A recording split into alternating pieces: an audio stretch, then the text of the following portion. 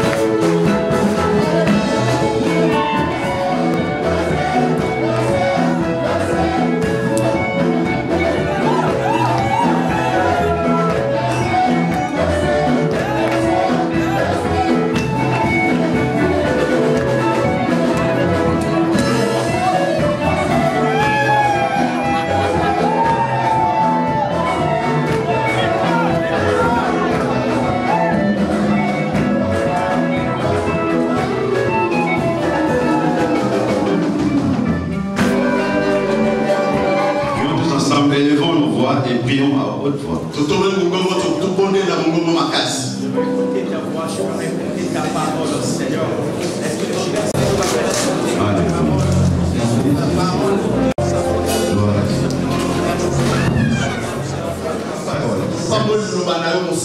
Merci parce que nous sommes les fils de l'Alliance. C'est à qui tu as fait la promesse. Et nous croyons à ta promesse. Père, merci de bénir cette parole. Que cette parole puisse élever le nom de Jésus. Que Jésus puisse apparaître en nous. Et que nous puissions disparaître. Que ton nom soit béni. Dans le nom de Jésus. Je chasse tout raisonnement de l'ennemi. Tout raisonnement tortueux de ces lieux. Au nom puissant de Jésus-Christ de Nazareth. Je brise tout programme de l'ennemi. Tout ce qu'il avait prévu contre ces cultes. Je détruis le nom de Jésus-Christ de Nazareth. Et je libère ces cultes. Je proclame que c'est un culte de gloire, un culte de bénédiction, un culte de succès, un culte de réussite, un culte de guérison de l'âme, du corps et de l'esprit. Dans le nom puissant de Jésus-Christ de Nazareth. Nous acclamons en disant Amen. Gloire à Dieu.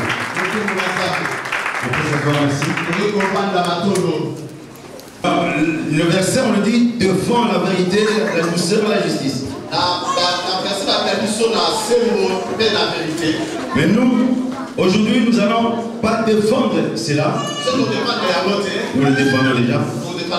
Mais nous allons monter sur notre char pour défendre cette ville contre l'ennemi. Quelqu'un est avec moi. Nous allons monter sur notre char pour défendre la ville de Lyon, pour posséder la ville de Lyon, pour réussir dans la ville de Lyon.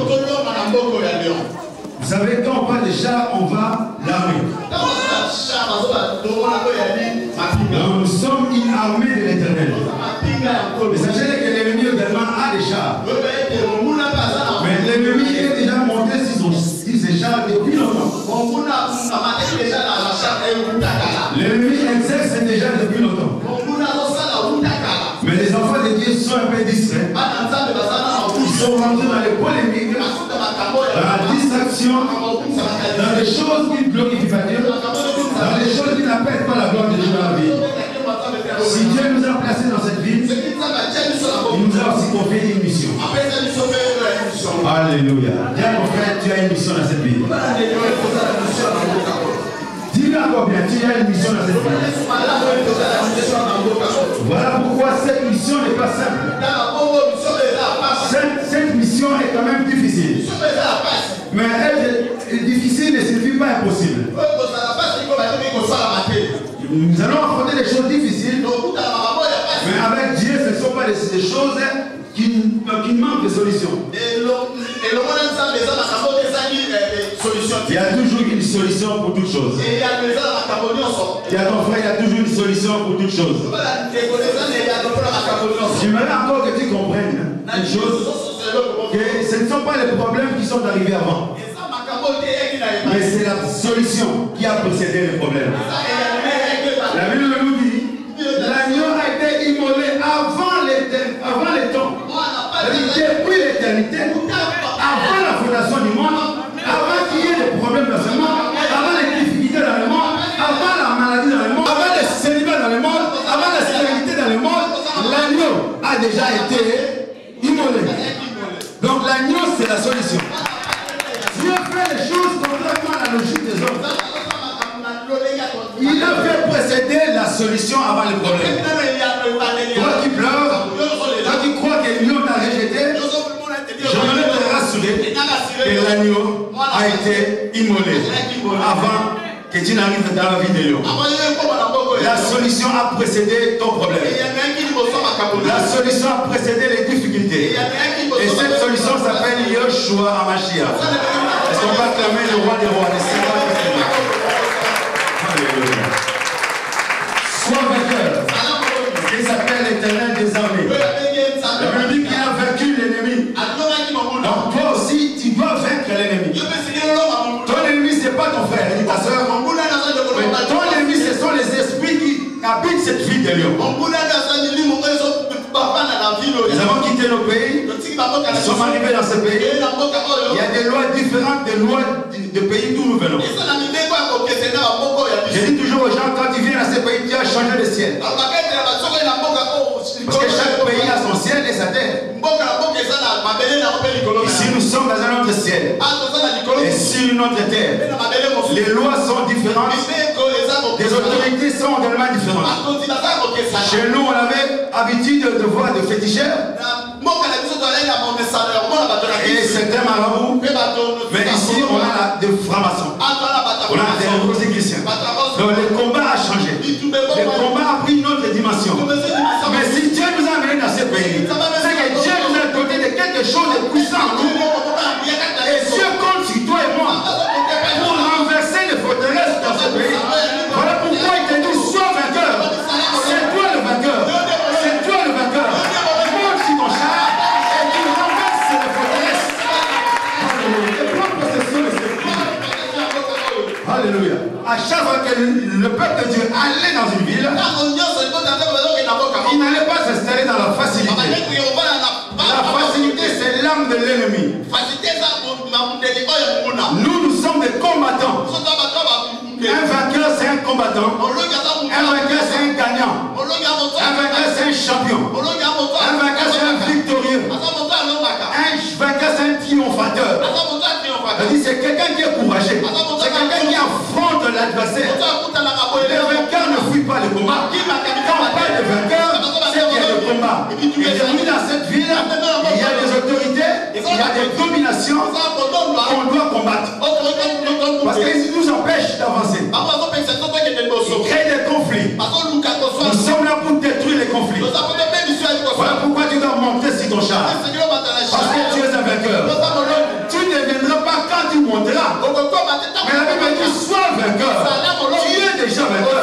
Maintenant, prends ton char. Ton char traîne pour rien. Monte sur ton char et sois vainqueur. Prends possession de la ville. Bâtis dans la ville. Dieu t'autorise à bâtir dans cette ville. Oh, le vainqueur bâtisse. Le vainqueur construise. Le vainqueur édifie.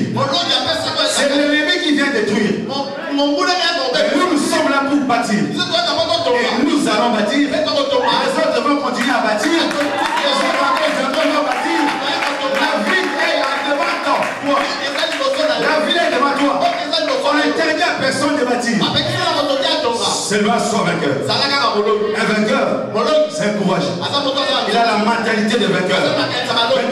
Réussir, bien aimé, gagner, c'est une mentalité. C'est un esprit. Alléluia. Quand ils étaient 12, ils sont allés voir Jéricho. Les 10 avaient une autre mentalité. Ils ont eu peur. Mais 2 seulement. La Bible dit ils avaient un autre esprit. C'est-à-dire une autre mentalité. Ils avaient la pensée de la foi. La pensée de Christ. Ils ont vu autre chose. Les 10 également ont vu autre chose. Mais c'était la même scène. Ils ont vu des géants. Mais les uns ont dit nous ne pourrons pas. À leurs yeux, nous sommes comme des sauterelles. Dieu vous dit, vous allez prendre possession de la ville. Vous vous dites, nous sommes comme des sauterelles. D'accord? Comme les sauterelles ne peuvent pas gagner. Ces gens-là sont restés sans entrer dans la terre. Mais seulement les deux qui avaient une autre pensée, qui avaient cru aux promesses du Seigneur, ils sont entrés, ils sont revenus, ils ont donné un bon rapport. Ils ont dit, le pays que nous avons visité est un pays bon, un pays où coule le lait et le miel.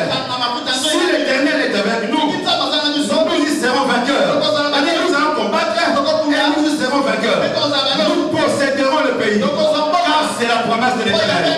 C'est la promesse de l'Éternel qui est posée dans la vie de Dieu. Alors change ton regard. Change ta vision des choses. Sois vainqueur.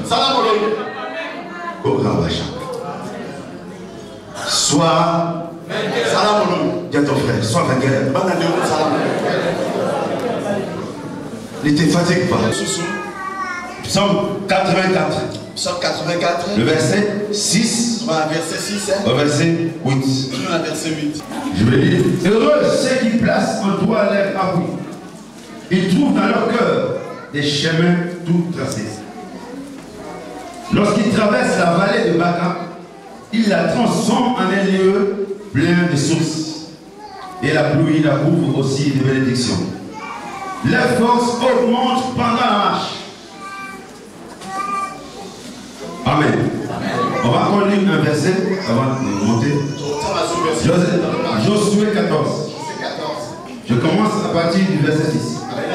Le fils de Giga s'approcha de Josué à Gilgal, et Caleb, fils de Jephuné, le Kénisien, lui dit: tu sais ce que l'Éternel a déclaré à Moïse, homme de Dieu, à mon sujet et au tien, à Kadès Barnéa. J'étais âgé de 40 ans lorsque Moïse, serviteur de l'Éternel, m'envoya de Kadès Barnéa pour explorer le pays. Et je lui fis un rapport avec droiture de cœur. Ça, c'est Caleb qui parle. Mes frères qui étaient montés avec moi découragèrent le peuple. Mais moi, j'ai suivi pleinement la voie de l'Éternel, mon Dieu. Et ce jour-là, Moïse jura en disant: le pays que ton pied a foulé sera ton partage, ton héritage à perpétuité pour toi et pour tes enfants, parce que tu as pleinement suivi la voie de l'Éternel, mon Dieu. Maintenant, voici, l'Éternel m'a fait vivre, comme il a dit, il y a 45 ans, que l'Éternel parlait ainsi à Moïse, lorsqu'Israël marchait dans le désert. Dis à ton frère, lorsqu'Israël marchait dans le désert. Et maintenant, voici, je suis âgé aujourd'hui de 85 ans. Je suis encore vigoureux comme au jour où Moïse m'envoya. J'ai autant de force que j'en avais alors, soit pour combattre, soit pour sortir et pour entrer. Donne-moi donc cette montagne dont l'Éternel a parlé dans ces temps-là. Car tu as appris alors qu'il s'y trouve des Anakim et qu'il y a des villes grandes et fortifiées. L'Éternel sera peut-être avec moi et je le chasserai, comme l'Éternel a dit. Josué bénit Caleb, fils de Jephuné, et il lui donna Hébron pour héritage. C'est ainsi que Caleb, fils de Jephuné, le Kénisien, a eu jusqu'à ce jour Hébron pour héritage, parce qu'il avait pleinement suivi la voie de l'Éternel, le Dieu d'Israël. Hébron s'appelait autrefois Kirjat Arba. Arba avait été l'homme le plus grand parmi les Anakim. Le pays fut dès lors en repos et sans guerre. Amen. Bien aimé, il y a une histoire vraie ici. Je vous ai parlé de l'histoire de rapport. Caleb et Josué étaient ceux-là qui ont suivi pleinement la voie de l'Éternel. Alors, quand ils sont à 40 ans après, parce qu'il avait 45 ans lorsqu'il avait reçu la promesse, Dieu avait dit par la bouche de Moïse: je te donnerai 7 montagnes. Il parle de montagne, pas de la plaine. Je vous dis qu'avec Dieu, ce n'est pas de facilité. Si on parle de champions, ça signifie des gens qui sont courageux pour combattre. C'est-à-dire c'est des gens qui ne rencontrent pas de facilité dans la vie, qui ne reçoivent rien par facilité. Mais ils doivent combattre pour les avoir. Alors, âgé de 85 ans, c'est-à-dire 40 ans après, Caleb n'a pas oublié la promesse. Combien parmi nous ont déjà oublié la promesse? Combien parmi nous ont vu une vision? Ils ont cru à la vision et 3 ans après seulement ils ont oublié la vision. Mais Caleb, à l'âge de 85 ans, n'a pas oublié la promesse. C'est-à-dire 40 ans après, Caleb n'a pas oublié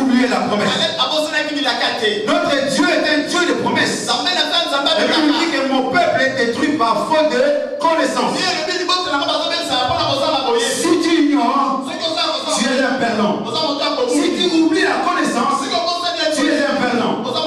Dieu veut que nous soyons des gagnants, des champions. Un champion, s'il gagne, c'est parce qu'il a appliqué les règles. C'est parce qu'il a appliqué les stratégies. Il ne combat pas n'importe comment. La Bible nous dit dans 2 Timothée 3, l'athlète est couronné selon les règles.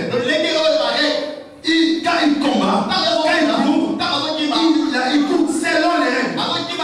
S'il n'applique pas les règles, il est disqualifié. Même s'il est devant, mais il risque d'être disqualifié. Voilà pourquoi vous voyez les athlètes dans les couloirs. S'ils ne sont pas dans le couloir de l'autre, même s'il est devant tout le monde, il est disqualifié. Caleb et ces gens-là qui ont couru pendant 40 ans, il est resté dans son couloir. Il est resté dans les règles. Il a suivi pleinement la voie de l'Éternel qu'avait prescrit Moïse. Bien aimé, quand il vient devant Moïse, il ne dit pas non, cet homme a déjà oublié. Je vais chercher une petite ville bien tranquille. Non, il a dit à Moïse, l'Éternel m'avait dit, au travers de ta bouche, tu donneras 7 montagnes. Mais non, il a choisi la montagne.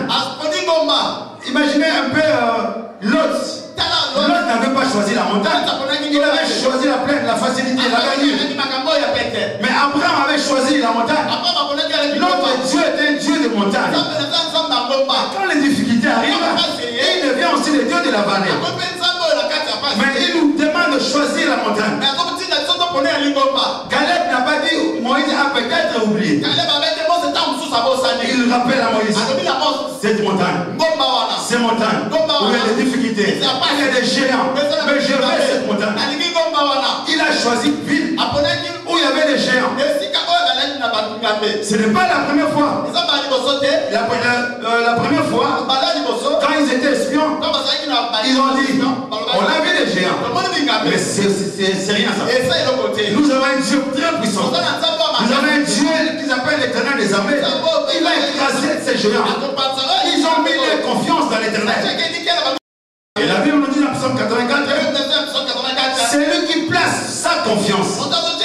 C'est lui qui met Dieu, qui prend Dieu pour appui. Il trouvera dans son cœur des chemins tout tracés. Ça signifie quoi? Quand tu as confiance au Seigneur, le Seigneur te montrera les stratégies à appliquer. Dans un combat, il faut des stratégies. L'Éternel apparaît comme un coach, comme entraîneur. C'est lui qui te dit va à gauche ou va à droite, monte en haut ou descend. C'est lui qui te dit attends un peu. Quand tu verras l'ombre, quand Dieu te donne les pattes parmi les arbres, sache-le que c'est moi qui marche auprès de vous. Alors là tu sortiras pour combattre. L'entraîneur donne toujours des directives à suivre. Voilà pour moi, c'est lui qui a confiance en l'Éternel. Et c'est lui qui trouvera dans son cœur des stratégies. Mais nous sommes dans une ville de francs-maçons. La capitale européenne de la franc-maçon. Ils viennent à la Part-Dieu, à la tour de la Part-Dieu, au dernier étage pour faire des réunions. Bien aimé, quand il y a des grandes réunions de francs-maçons en Europe, ça se passe à Lyon. Mais Dieu nous a choisi pour venir à Lyon. Quand j'étais venu à Lyon, au pays, les gens disent à ma femme, qu'est-ce que ton mari est allé faire à Lyon? Que Lyon c'est la ville de magie. C'est-à-dire pour eux c'était la défaite. Alléluia. Mais pour moi, c'était la victoire. Parce qu'on ne peut pas être victorieux si on ne rencontre pas les difficultés. On ne peut pas être victorieux si il n'y a pas de géants. David était un homme inconnu. Mais les jours où il a rencontré Goliath, le matin il était inconnu.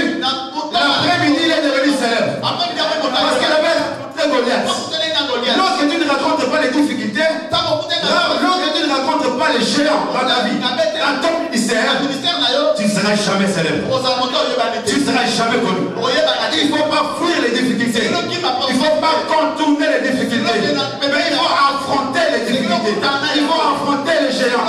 C'est ainsi que David avait affronté une Goliath et il est devenu célèbre. C'était ces jours-là où le nom de David a été chanté par les femmes. David c'est 10 000 et Saoul c'est 1000. Alléluia. Tu veux te louer. Tu dois vaincre les géants. Lion c'est notre vie. Viens ton frère, lion c'est notre vie. Nous n'allons pas fuir Lion. Nous allons gagner à Lion. L'Éternel nous a donné la vie de Lion. Mais par contre, nous allons chasser tous les esprits qui viennent t'empêcher de réussir dans la vie de Lion. Nous allons chasser toutes les mauvaises mentalités qui veulent te faire croire que ici, c'est le cimetière des ministères. Ça, c'est tout le monde qui le dit. Même les chrétiens commencent à dire la même chose. L'Europe, c'est le cimetière des ministères. Mais un champion, c'est celui qui relève les défis. Un champion, c'est celui qui relève les défis. Nous n'allons pas dire que c'est le cimetière des ministères. Parce que la vie et la mort sont au pouvoir de la langue. Nous allons croire à la promesse de Dieu. Nous allons croire à la promesse de Dieu. Je vous ai donné un pays où coule le lait et le miel. J'aimerais dire à quelqu'un que Lyon, c'est un bon pays. Une bonne ville. C'est la ville où coule le lait et le miel. C'est la ville qui est notre réussite. Alléluia. Tu resteras à Lyon. Ne fuis pas à Genève. Ne fuis pas. C'est ta ville. Ne fuis pas en Allemagne. Ta ville c'est ici. Tu resteras ici. Tu resteras ici. Quel que soit le nombre de géants. Monte sur ton char. Sur le cœur. Prends ton épée de l'esprit. Prends la parole de Dieu. Commence à agir. Commence à marcher. Et tu seras vainqueur.